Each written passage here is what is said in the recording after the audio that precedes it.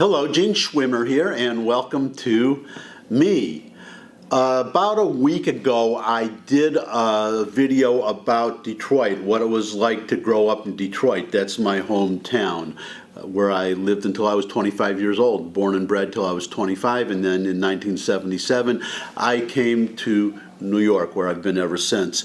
I promised at that time that I would follow up with a part 2 talking about Detroit today and how it's changed. But it looks like it's going to be more than just 2 parts, because as I was gathering material, and that's why it took me so long to get around to the second part, was because I would gather some material and then I would find more that I would want to talk about, because it is, after all, my hometown, and it's really changed, and there are lessons that would apply to the whole country, what's happened to my city, my hometown, and what, I'll be honest, what liberalism has done to it. And that will be one of the parts. Fortunately, as I was putting this together, everything broke down pretty neatly into 3 major parts. The urban blight, the deterioration of the physical structure of the city, the housing and mainly that, the housing and the business district. And then there's education, the deterioration of education, and then there's crime. Those are the 3, and then there's another one, which would be the 5th part, and that's just the wider implications of what's happened to Detroit for the rest of the country, and including very much New York, because I'm starting to see some of the signs that I saw in Detroit in slow motion as I was growing up. And I hope you'll bear with me a little bit if this turns out to be a little bit stream of consciousness-y, because, well, at least you'll be reassured that I'm conscious, but it's my hometown, so I may veer off into specific memories, but bear with me. So let's start with a picture of Detroit as it looks today. This is a block in Detroit, and these are the kinds of photos that you're probably seeing. You've probably seen news photos or YouTube videos. So you can see here, well, yeah, just a few houses. Most of everything is gone. It's just these big open areas, and you can see the footprints, that's what we call them in commercial real estate, the footprints where the houses once stood. You can see other parts where the foundations are already overgrown with grass. Here's a second photo, and here you see, well, you can see all those telephone poles. This was a whole block, and now it's gone pretty much back to nature, and this is happening all over Detroit, where it's just not worth it to have one house on an entirely empty block otherwise, and then you have your electricity and your sewers and everything going to that one house. So they're just pretty much tearing everything down on some blocks, and it's going back to nature. When the houses go and then you go back to wilderness, animal life start coming back in, and especially Detroit, because I remember, here's your stream of consciousness part, in Detroit, whenever I wanted to get away, go into the country, I only had to drive for maybe a half hour, 45 minutes, and I was in the country, because Detroit is not a really big city. It's not like being in New York or Chicago. You drive a little bit and you're in country. So it's very easy for the country to start to encroach on the city if there are no human beings there. And that's exactly what's happening. And what's really, really bad, I'll put this headline right up here. Detroit neighbor on alert after attacks by a pack of loose dogs. There is a problem with people abandoning the city, but also abandoning their pets, their dogs. And the dogs are starting to become feral and banding together into packs. And that's one reason why they're tearing down all these houses, because they're just places for these feral dogs, these wild dogs, to gather and to live. So they have to tear down to not provide a place for animals to live, wild dogs. And here's a story right now about this man here walking to the gas station just after midnight on a Friday and attacked by 4 pit bulls. Now, I just recently here in Harlem, where I live in New York, I was coming home one day on the bus, and the bus stopped because the traffic was completely blocked up. This was about a block from my apartment. I lost count of how many police cars and EMS units, and that was because a man had been attacked by a pit bull, and supposedly a domesticated pit bull. Somebody's pet had attacked a man, and it just about, from what one of the police officers told me, practically took his arm off, and they had to shoot the dog, and you could see on the street.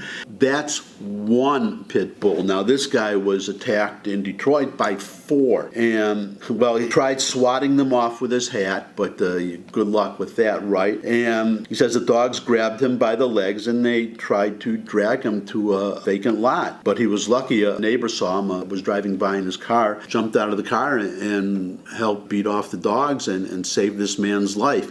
In fact, if you go to the article, which I linked to, you can see the video, the man talking about his ordeal, and it's just terrible. But that's Detroit, parts of Detroit. And here's what I'm talking about. Here's a photo, and you see this whole block is really pretty much nothing there except this one house, which I guess there's somebody that is living in it, but it doesn't look too good. But here is where we can talk about one of the problems of Detroit that I noticed when I was still living there.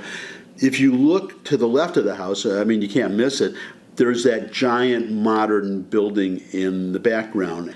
I left Detroit decades ago, in 1977, so that's another thing. Just to be fair, maybe Detroit got better since I left, and maybe I'm wrong about something, and if you're watching this and you're from Detroit, of course, put it in the comments. Tell me where I'm wrong. But that article I just quoted you from the man attacked by the pit bulls, that's dated July 21st of this year. That's only 10 days ago. So take that into consideration too. So you look at this building in the background, I'm pretty sure that is the Renaissance Center, the Detroit Renaissance Center. And this was one of these ideas for how to bring Detroit back, because the damage was already being done. The deterioration was already there to see in 1977. That's why I left, because I could see it happening.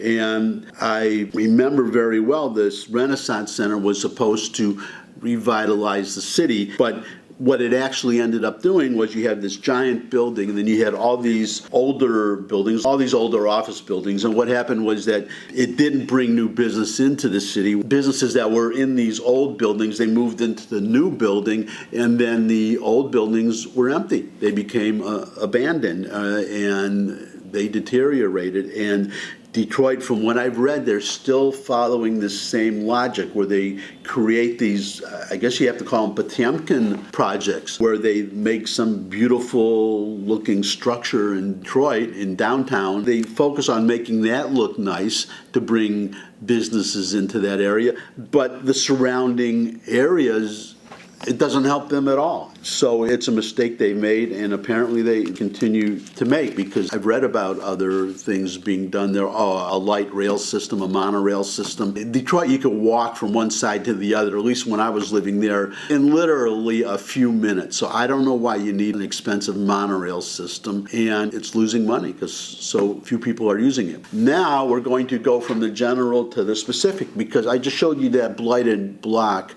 So I was surprised to see what you're looking at now. You see that house in the middle of the photo. That's my house. That's a house I grew up in when I was a child. That was my childhood home. And I was surprised. If you look at the lawn and the house next to it, the whole block, it looks pretty much as it did. It looks as nice as it did when I was a child. But if you look really closely at the photo, look again.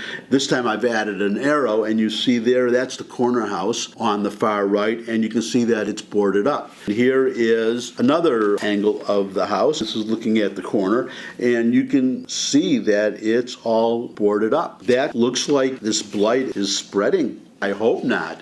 I hope whatever they're doing to revitalize the city will work, and there will be a nice family living in this house someday, but I fear that it's going to be the other way around, that this boarded up house will be accompanied by another boarded up house and another and another. You go about 2 or 3 houses, and then you're back to the house that I grew up in, and that would really, really be sad. Now, this photo is a special photo. Now, if you look at that, you can see there's right in the middle of the photo, there's a vacant lot. That entire block is a vacant lot. That large building on the lower left, that is a church, some kind of religious, I guess it's not quite a mega church, but it's a very large church. Now, here is the same photo with notes added. And this is a prime example of what is plaguing Detroit and what's wrong with Detroit. This is, well, you can see if you look, it is 7 Mile Road and Schaefer, 7 Mile and Schaefer.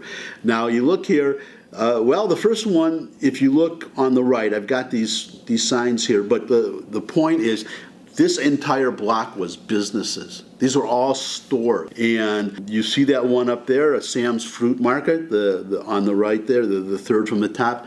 That was my father's store. That was a store, a fruit market. I used to work in there. I started when I was 11 years old. And then on the corner, above it, all the way to the corner, I remember Fleischmann's butcher shop. That was a butcher. Across the street was a fish market. You go all the way towards you, to the bottom of the photo, and then you see Green's Hamburgers, that little building on the right. It's some kind of insurance something or other, I think now. But that was a hamburger stand, and I used to go there to get my lunch. That was a hamburger stand, and then you see at the very bottom there, you see House of Foods, and that was a small kind of like a mini supermarket. I remember my father used to send me down the street to buy half and half to put in his coffee. These are the stores that I remember the names of, the specific names. But that whole block was all stores, all the way along that block, and then all the way facing you, going from the right to the left. That was more stores. And then I put a little sign there all the way to the left, bagel shop, because I remember, that's when I remember the bagel shop, because I would, after school, I would go to Hebrew school. You know, if you're Jewish, you would go to a special after school, like a private school to learn, well, to learn Hebrew. They have some that were religious. This one was to learn Hebrew and to learn about Israel. But I would stop there at the bagel shop to get a bagel or two after school before I would go. And I remember the bagels were 6 cents. Imagine that, 6 cents for a bagel. And I have to put, if you go all the way to the top there, you see nice old couple, that house, I'm glad that house is still there. Sadly, probably the people that lived there when I lived there, they're probably no longer alive, because they were a fairly old couple when I was there. And they would order fruit and vegetables from my father's store, and then I would deliver it. I would take the box, of fruit across the street to them, and I would drive them to church every Sunday. I wanted to do it for free, but they would always insist on giving me $1. And my father, actually, now that I think of it, when I was working for him, he was paying me $2 an hour. And I was probably overpaid when I think about how good a worker I was. But yeah, so that's it. But now there's a wider point that I want to make. Now that we got the nostalgia out of the way. And the point is, as far as Detroit deteriorating, well, number one, I mean, it's obvious all these businesses are gone because the customer base is gone. And the businesses could not stay in business. And so they had to close up. And then, like those houses I was showing you and those residential blocks, they just had to tear everything down because they weren't being used, and it was just blight. But the final point I'll make before closing this part is that all of those businesses, obviously, well, it's also true of the residences too. The residences would all be paying property taxes. If you lived in a house, you paid a property tax. So now they're not getting the taxes from the people that used to live there. But commercial taxes are higher. And all these businesses that were there, they're no longer there. So they're no longer paying taxes. So the city is no longer collecting revenue from the businesses that were there. And if you look at that church is where a lot of businesses were. And of course, a church pays no property tax. Religious institutions are tax exempt. So there were all stores along that block. And you could see all the stores that were there that are no longer there. And that's the problem. So I'm going to wind it up today. I hope it wasn't too long. I hope I didn't bore anybody. The next part, I think, is going to be education. Maybe I'll do it tomorrow. Maybe I'll just do all of them right in a row. But it depends, because there are also news events that I want to talk about. We'll see what happens. That's it. Time for me to sign off. I'm starting to ramble now. So until next time, bye. You got plan, darling? I always got plan. They don't ever work, but I always got one.